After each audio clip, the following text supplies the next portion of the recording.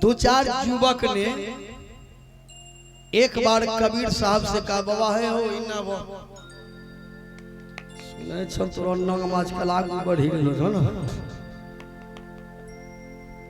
ऐसे सब लंपट लोग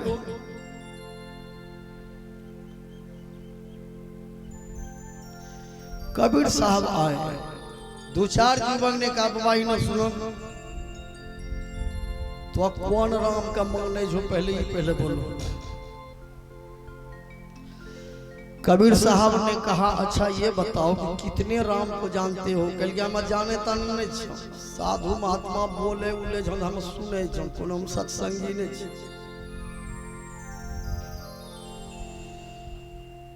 सुनने छो कि 4 गो राम छो। एक राम घट घट में बोले, एक राम दशरथ घर झूले, एक राम जगत पसारा, एक राम जग से न्यारा। ये 4 राम तो केकरा माने जो या हमरा बता दे। बहुत तोरा नाम लोग ले जो। कबीर साहब ने कहा, हम बता देंगे कि 4 राम में हम किसको मानते हैं, लेकिन तुमको भी तो 4 बाप है। तुम 4 बाप में कौन बाप को मानते हो।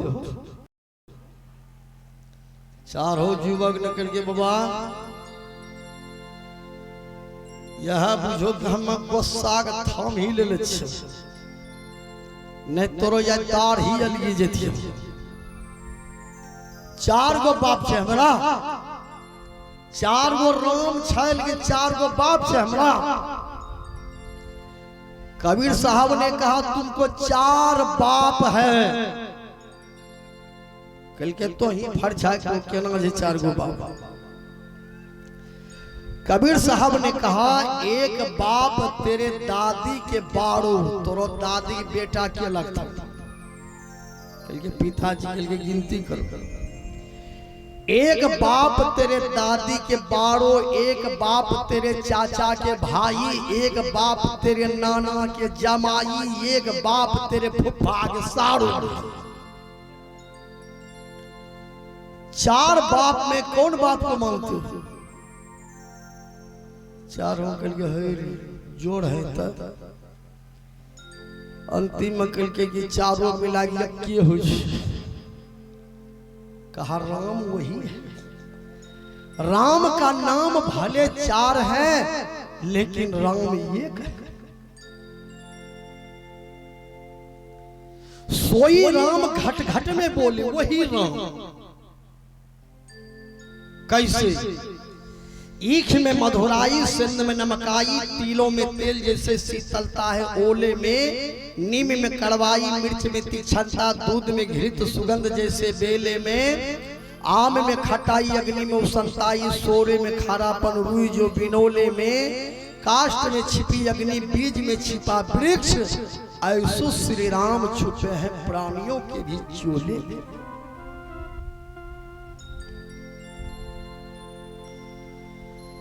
सोई राम घट घट में बोले,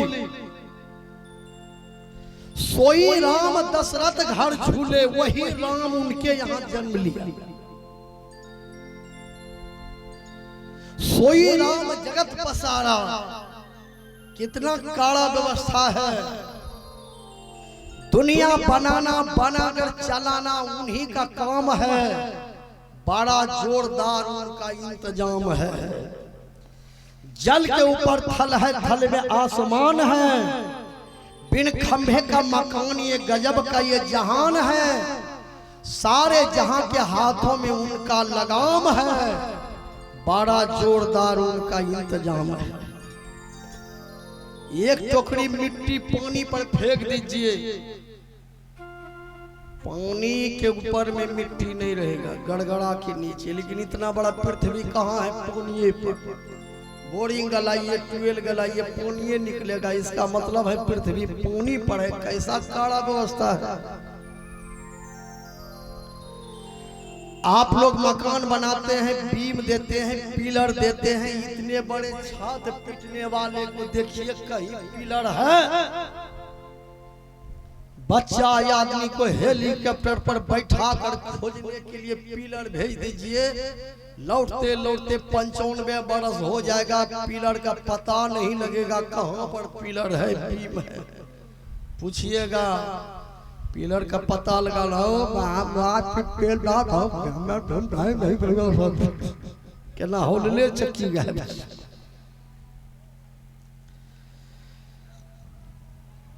सब चीज का रेट बढ़ गया, सूरज और चंद्रमा का रेट जगह पर है। सूरज चंद्र टले नहीं, एक फूल खिले नहीं। रात के ही रात है, प्रभात के प्रभात है, सुबह का शाम है। बड़ा जोरदार उनका इंतजाम है। 15 दिन में यमस्या, 15 दिन में पूर्णिमा। ये राम का काड़ा व्यवस्था है। कबीर साहब ने कहा वही राम।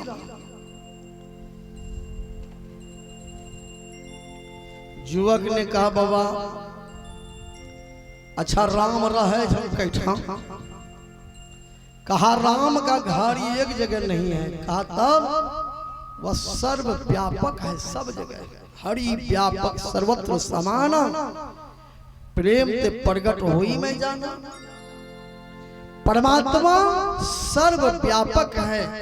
जहां भक्त लोग याद करते हैं वही प्रेम पर विह्वल होकर प्रकट हो जाता है।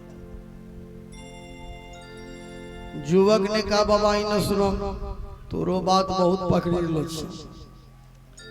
परमात्मा जब सर्व व्यापक है, सब जगह, तो मंदिर और मूर्ति बनाने की क्या जरूरी है? लोग मंदिर बनाते हैं, लोग मूर्ति बनाते हैं, मूर्ति पूजा करते हैं। मूर्ति पूजा क्या जरूरी है जब परमात्मा सर्वव्यापक है? कबीर साहब ने कहा अच्छा ये बताओ हवा कहाँ नहीं है?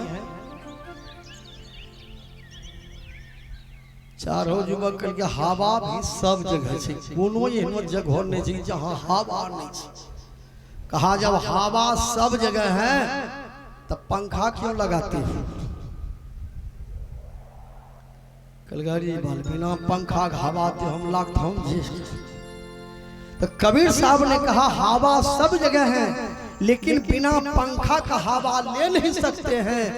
परमात्मा सब जगह है, बिना मूर्ति पूजा किए बिना परमात्मा का भक्ति हो नहीं सकता है।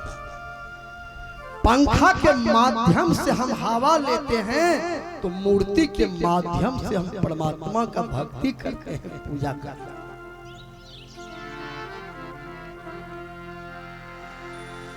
इसलिए जीवन में चाहिए हर आदमी को गुरु से युक्ति लेकर मुक्ति पाने के लिए भजन करना चाहिए।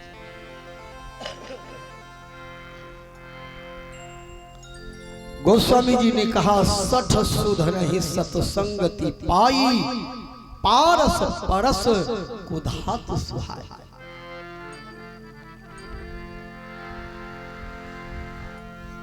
दो चार युवक ने एक बार फिर कबीर साहब से पूछ दिया बाबा राम कथा मतलब की हो जाऊं? तो गोस्वामी जी ने कहा भवसागर चह पार